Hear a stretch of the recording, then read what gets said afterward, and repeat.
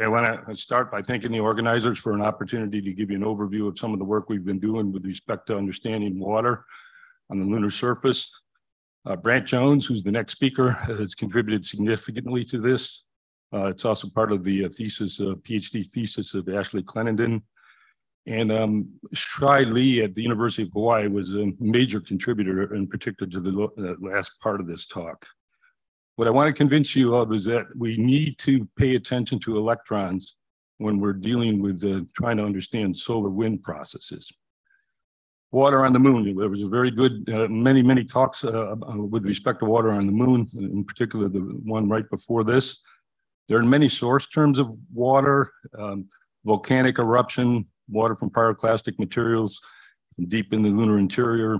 The abundances don't sort of match that well with optical signatures, and in particular, M cubed is what I'm going to be talking about. Delivery via comets. Manesh showed a nice paper where there was, comet delivery by impact events, meteorites, interplanetary dust particles. What I'm going to focus on is the water that's produced due to the impact event. And not so much myself, but Brant Jones will talk about that in the next talk. I'm going to concentrate what the solar wind does. And a lot of people implicate this as a source for water. It's important to say that it's required, but not sufficient. Okay, the solar wind implants protons, but you need a second step, which is typically a temperature increase or a reactive scattering event with a hot hydrogen atom to produce water. Okay. So here's a sort of an overview of what I would call the water and hydrogen cycle, which would occur during the solar wind processing of any airless body, but in particular, the moon. So the solar wind implants into a depth, this is a little bit low, it's typically about 100 nanometers, and it creates very chemically stable hydroxyl termination sites and some hydrides. This is the temperature independent. It will vary with latitude, which is following the proton flux. But what's important is that these things are chemically stable. Hydrogen that doesn't produce one of these chemically stable termination sites is lost because it's either back reflected or it's trapped as molecular hydrogen.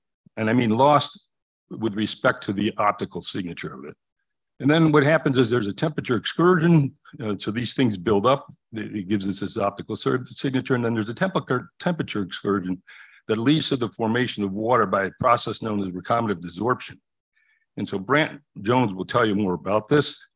I will just give you a slide that he probably already has in his talk.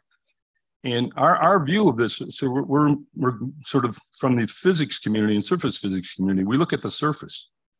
Okay, and then what we show here on the surface is these little white dots here, which is like a terrible color on a white background. But anyway, the little white dots are hydrogen, and then the red is oxygen, and this is sort of olivine, and the yellow is magnesium, and the blue is silicon, but the top surface is hydrogen terminated. Okay, and then if I heat this up, you can get these hydroxyl groups that are next to one another interact with one another, and they can form water. And then it leaves. And so we've kinetically modeled this. And that's the fit of the model for the water that's removed, but it's actually produced and removed during the heating of regolith. This is what's happening when you do the ISRU that was talked about earlier this morning. The kinetics is right at the surface, submodel layer, and then when you start to sinter it. Submodel layer or subsurface to us is one layer in. Okay, I'm not going to spend a lot of time on this, but we wanted to see if we can detect this during the impact event. So this was heating. And so we know that heating occurs when there's an impact event, a micrometeorite impact event. So a lot of people simulate micrometeorite impact events by laser impact. And then they look at the reflection properties and the optical properties of the remaining material. We are doing something different. We are looking what is produced during the impact event itself. So we need some dynamic and real-time measurements, and we do this with lasers. So we have a laser coming in doing the impact event, and then we have another laser focused a little bit above the surface that measures the water that's released or the hydrogen that's released, whatever other product leaves. And it's interesting because you can vary the time delay between these two impacting events, or the laser hitting the surface and then the detection. And I'm not going to go through the details because it's a little bit subtle, but what happens is there's a lot of vibrationally excited water that's produced during an impact event. And that's forming by this recombinant desorption. And if it just leaves, it can't lose the energy because there's no collisional losses. Okay. The details of this is in this paper by Alice. We've looked at the proton and the OH plus produced by the second laser in coincidence. And we map out a velocity distribution, which is identical using both coincident particles. And that's the only way you can get that is if you have the same parent. And that's water. Vibrationally excited. But what I want to do, and this is the crux of the talk here, is I want to change it up a little bit here, because everybody will make a mistake if you think of the solar wind solely as protons irradiating the surface. And that's pretty much how it goes. Most people think the protons come in, they do all this magic, and then the water is produced. The protons come in, they implant themselves, they stay until they get moved around by a thermal spike or something else. And the other something else is the electrons. Because in the solar wind, it's a quasi-neutral plasma, which is being, you have the protons and electrons bombarding the surface. So we want to know what happens here. And I know that you can sort of short circuit this whole thing and create water and hydrogen due to an impact event, as long as there's protons that have been implanted. Okay. And so Schwai and I have been talking about this for a number of years, and he got together with Andrew Poppe, and he's the driving force and the lead on this paper that's coming out in Nature Astronomy. This is interesting. So Andrew Poppe had a lot of the data for the plasma physics in the plasma sheath and the magnetotail from the Artemis program, not the upcoming Artemis program, the earlier one. And this is the proton solar wind flux as you go, as the moon moves in and out of the magnetotail. And as you go through the dusk, you have a little bump in it. Then you get behind it, and the moon is completely shielded, right? So this is a really interesting scenario where if protons are doing everything, you can now see this because the protons are turned off while it's in the magnetosheath. Then it comes out, and then there's a little blip of the protons, and it goes down again, right?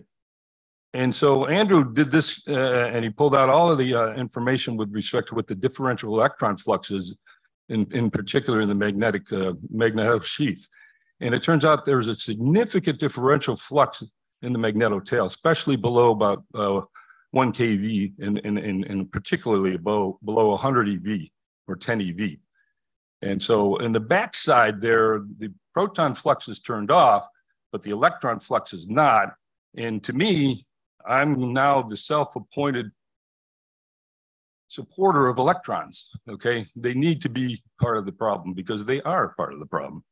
Okay, so we looked at this, and then Schwai went back into a lot of analysis of the M-tube data at lots of different points. And he was looking at the 2.8 micron signature, which is OH. And if you look at the far side, it could be water, right? And he found that this is going up like you would expect as it goes through the cusp, but it doesn't go down. So it does not follow the proton trend at all. It stays flat. It's a little bit going up, maybe a little more, and then it goes up again, but it doesn't follow the proton flux. So there has to be something else going on that keeps this at a steady state or dynamic level, which is not driven by the protons. So to me, it's the electrons. And so in the experiment that we did, the laser irradiation, we did a similar experiment, but we did an electron beam irradiation. And there we looked directly at the removal or production of water due to the electron beam on a lunar sample that had been proton irradiated because it was an actual lunar sample. And we do see water formation. This symbol here, M over Z equals 1819, should be on the other side. This is a neutral signal that shows up at about 18 EV. That threshold may be a little bit lower. I call this preliminary ground truth data because we want to get a lot more statistically valid data. But then we see the ion signal. The ion signal shows up around 28 EV. And then there's looks like a peak, and that may be correlated with some ionization core levels of the lunar regolith itself. So the regolith is being electronically excited, and its response to the electronic excitation is transferred, and it turns on all these hydrogen reactive scattering channels. And so that I'm going to leave it up to Brant to give you basically part 2 of this. I won't read through all of these, but I do want to point out the first 3. Thermal spikes from micrometeorite impacts do make molecular water. This water is vibrationally excited. If it's leaving directly off of the surface, it can rattle around too and give you sort of a, you know, non-excited water. And then this is the point of the talk is the solar wind is a quasi-neutral plasma. It involves both electron and ion radiation bombardment. So we actually have to, you know, think about both of these. And this is the direction that we're moving. So thank you.